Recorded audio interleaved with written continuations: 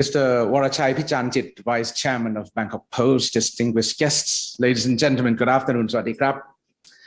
First of all, I'd like to express my sincere appreciation to the Bangkok Post Group for inviting me to participate in this timely conference. First of all, I'd just like to begin with a question. Has anyone online at this moment already had mango and sticky rice this season? If your answer is no, then you're certainly out of trend. And thanks to our lovely Millie, who marked the occasion of using the soft power to promote our good food and nice culture by eating our traditional Thai dessert of mango and sticky rice on stage at Coachella Festival in California last week. Could you believe that orders for mango and sticky rice through one of our popular food delivery applications have more than tripled within 24 hours after Millie's performance? Not only mango and sticky rice, but Thailand is also world famous for our delicious culinary offering, from starters to desserts and everything in between, which cooked from fresh local raw materials, including rice, vegetables, fruits, seafood, various kinds of meat and spices. That's why we have long been called the kitchen of the world. Such recognition stems from the combination of having abundant natural resources and appropriate climate for a year-round growing season. Now, you may all know that we are one of the largest net food exporters in the world, with a record value of about 1.1 trillion baht in 2021. We're also one of the world's top 10 producers of many important agricultural products, including rice, cassava, sugarcane, palm oil, coconut, pineapple, natural rubber, etc. And roughly 40 to 50% of the country is used for agricultural purposes. And moreover, the agricultural sector is still currently crucial for Thailand, which employs around 33% of Thailand's workforce and also contributing to about 8 to 12% of the country's GDP. Ladies and gentlemen, it has been recognized for quite some time now that food is at the heart of many of the world's environment, social and economic challenges. Global food systems have made remarkable achievements by contributing to the significant reduction in global undernourishment. In fact, the future of food concept began nearly 15 years ago when genetically modified foods, or known as GMOs, were introduced into the United States.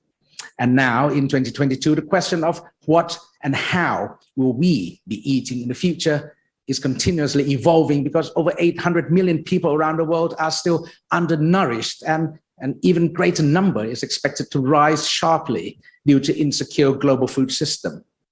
Recently, the global food system has unfortunately been threatened by the COVID-19, the war in Ukraine, and the triple planetary crises. This includes the climate change, biodiversity loss and pollution, especially chemical and plastic pollutions.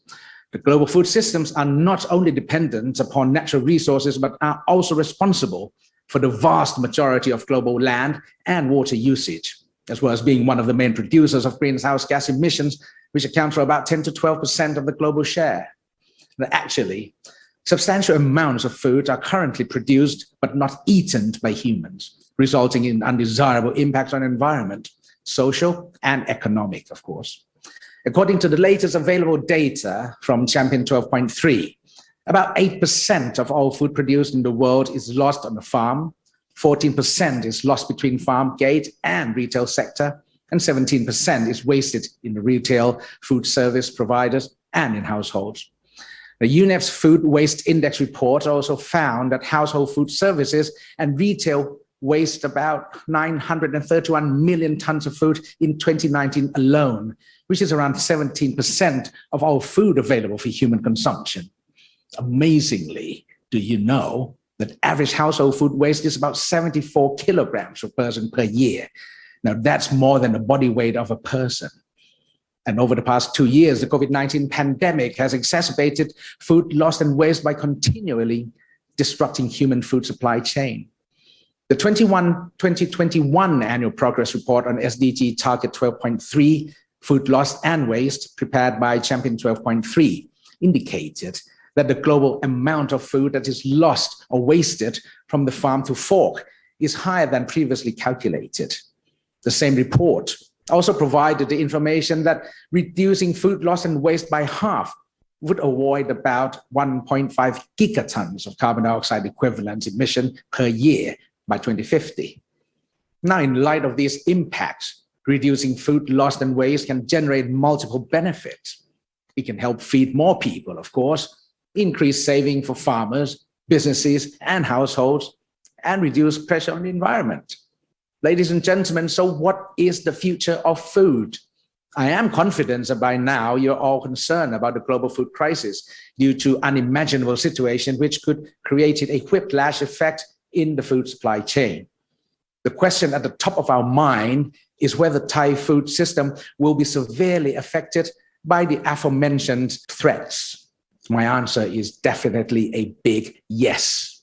We shall be affected directly and indirectly from such threats in terms of higher prices of feed grains, fertilizers, and fuels, as well as climate change, as we are so vulnerable. However, as the kitchen of the world, which is enshrined with abundance of natural resources and appropriate climate, Thailand continues to be in the spotlight. I'm confident of that. Now, since we are currently in the UN Decade of Action in transforming food systems towards achieving the Sustainable Development Goals, or SDGs, with the concept of leaving no one behind, the UN Food Systems Summit was held during the UN General Assembly in New York last year, even before the war in Ukraine. Now, the summit resonated the critical need for a complete overhaul of the global food system in order to properly address the global food crisis.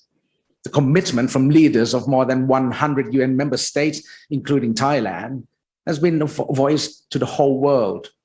Our Prime Minister, General Prayut Chan-o-cha, addressed at the summit that Thailand aligns ourselves with the UN framework for food system transformation through the bio-circular green economy model, or BCG model, which has its root in sufficiency economy philosophy initiated by His Majesty King Rama IX the Great. The model, which focuses on food security and sustainability of nature and the environment, will be the driving engine to safeguard our food system, which will eventually contribute to the global food system. The Ministry of Natural Resources and Environment may not be the core agency responsible for the food system, but we are taking care of the fundamental factors for securing the food system, especially on biodiversity, land, and climate. Now, therefore, we've been working closely with other agencies, particularly the Ministry of Agriculture and Cooperatives, in assuring the food security of our country. We've been working on investing and laying a solid foundation for BCG model for a while now. The National Biobank to conserve and ensure efficiently utilization of biodiversity resources to secure our future food has been established. A draft of Thailand's first Biodiversity Act is also in the process of the cabinet consideration. The bill will enhance Thailand's capacity to turn our biodiversity resources into products with added value while ensuring the right of community to wisely use biodiversity resources as their food, medical herbs, etc., etc. And furthermore, relevant acts such as 2019 Forestry Act, 2019 Wildlife Conservation and Protection, and the 2019 National Parks Act have been enacted in order to reduce land usage change caused by expanding agricultural activity, while allowing the local people and communities in the area surrounding the reserved forest, national parks, either terrestrial or marine, to sustainably use land and biodiversity as their sources of food and basic needs for their livelihood. However, Thailand is one of the most vulnerable countries to the adverse impacts of the climate change. And even though we are only contributing less than 1% of the global greenhouse gas emissions, only around 16% of the country's carbon dioxide emissions stem from agricultural sector. However, rice farming and livestock accounted for more than 70% of the country's methane emissions. It is a matter of fact that our food system will be impacted by changing precipitation patterns, which cause extreme floods in some areas and more extensive drought periods in others, as occurred in my hometown, which is Suphanburi, last year. Of course, changes in average growing season conditions will put the agricultural sector at risk. Therefore, the National Climate Change Master Plan, which spanned from 2015 to 2050, has been formulated as the highest level of policy which focuses on the preparedness, both in adaptation and mitigation, as well as capacity building. The adaptation strategy in agriculture and food security is also highlighted. The National Adaptation Plan and our NDC, or the Nationally Determined Contribution, also identifies safeguarding of food security as a top priority, which emphasizes on creating resilience of agricultural sector with appropriate technology, innovation, and traditional knowledge. Such plans would help our farmers to adapt to the negative impacts of climate change, which will contribute to the stability of our food system. And in addition, the carbon credit system under the Article 6 of the Paris Agreement will encourage Thailand to reduce emissions overall. This will spill over to incentivize people in the food business to incorporate more greener solution. And furthermore, various laws have been enacted and implemented regarding water, air, and soil quality, as well as chemicals and waste management. Now, with the aforementioned measures, combined with the booming in agro-industry businesses, as well as a shift in the consumer interest towards sustainability, Thailand is well positioned as an investment destination. Ladies and gentlemen, investments are critically needed to improve the resilience of food system, not only to the COVID-19 or the war in Ukraine, but also the multitude of shocks from the triple planetary crisis, which have imposed significant effects to food and agricultural sector. The concept of invest in our planet as the theme of the Earth Day 2022 tremendously reflects that investment in the area of environment is a prerequisite for securing food system, and we have to invest, but not waste. The government has been working on investing in the food system transformation with a focus on knowledge and technology-based investment, which emphasizes on innovation and local wisdom. Our ministry, the Ministry of Natural Resources and Environment, has also invested in several projects, not only in terms of budget, but also in the form of wisdom and cooperation through the public and private partnership. As a result, some of the exciting projects have already achieved significant results. And now allow me to share with you some of them. First and foremost, the Nong Phai groundwater project in Lao Kwan district, Kanchanaburi province, in which Their Majesty King Rama X and the Queen graciously presided over its opening ceremony on April the 3rd, earlier this month. The project will supply water to 37,600 households and 557,000 rai of non-irrigated farmland that produce high-value agricultural goods.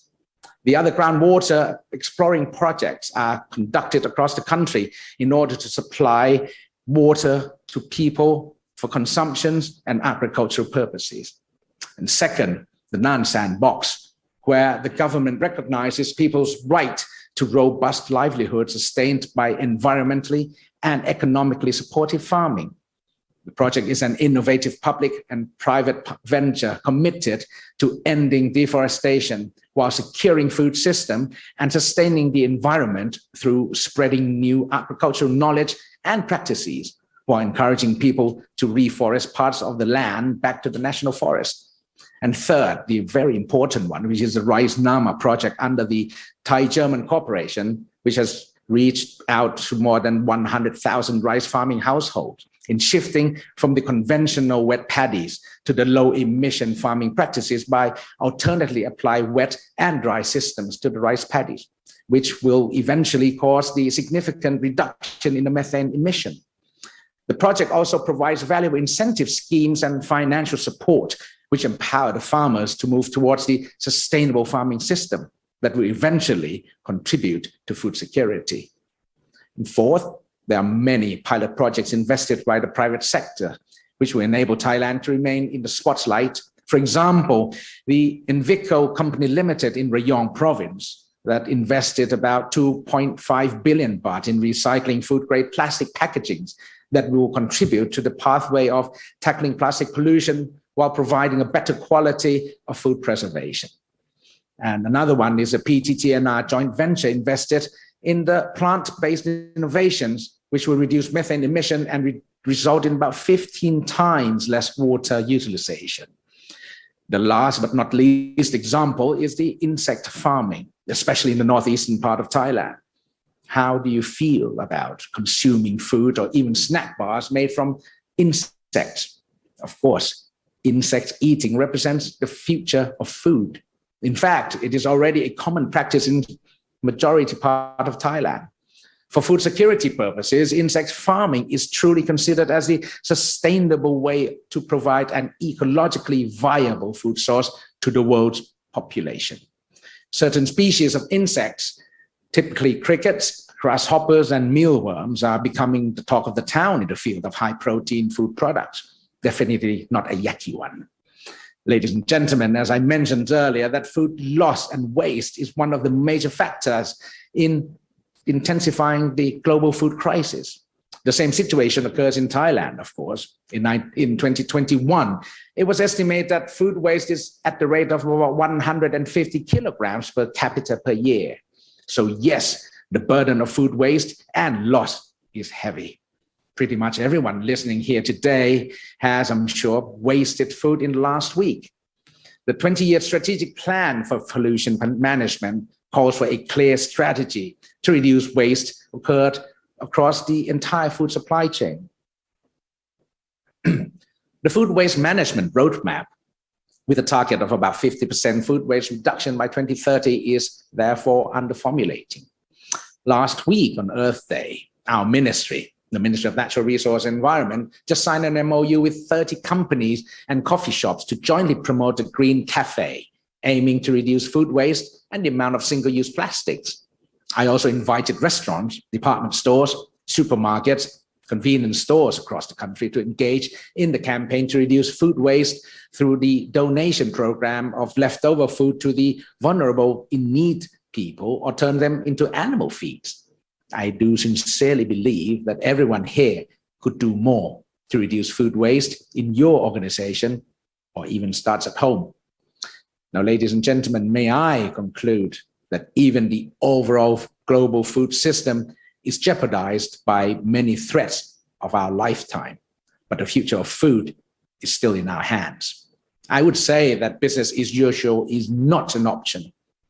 Major transformation in agricultural systems and natural resources management is seriously required to secure the food system. And I deeply believe that rejuvenated biodiversity, oil, soil, and water, as well as stable climate, is imperative for food security, both at the national and at the global levels. We just have to take good care of our nature, basically, and the rest nature will do for us. And in order to end my remark, I would like to reiterate a very important point, that eventually, in the end, the nature doesn't need the people. But on the other hand, people do need the nature.